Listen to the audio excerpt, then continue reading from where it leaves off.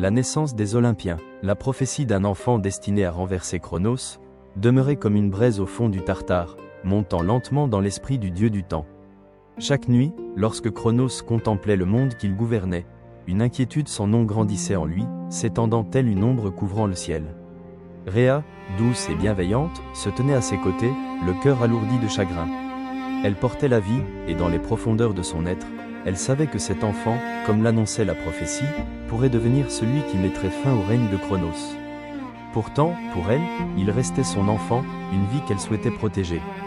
Lorsque leur premier-né poussa son premier cri, Cronos regarda dans ses yeux encore neufs, et au lieu d'y voir l'amour, il n'y vit que la prophétie.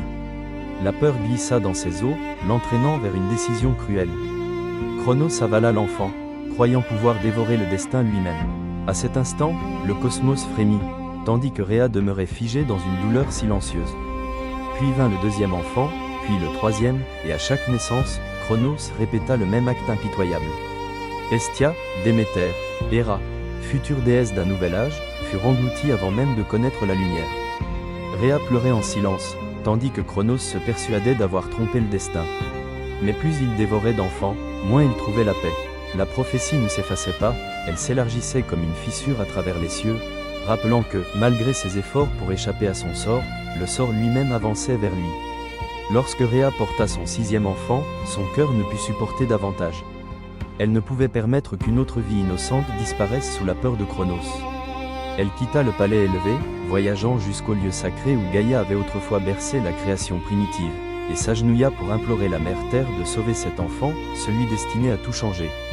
Gaïa écouta, et dans le murmure de la terre et des forêts, elle révéla un dernier plan, un plan que seules les mères osent accomplir.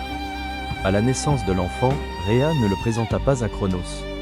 Elle confia Zeus à Gaïa, et enveloppa une lourde pierre dans des langes, façonnée comme un nouveau-né. Cronos, consumé par la peur, ne douta de rien. Il avala le bébé, d'un seul geste, croyant son trône assuré pour longtemps.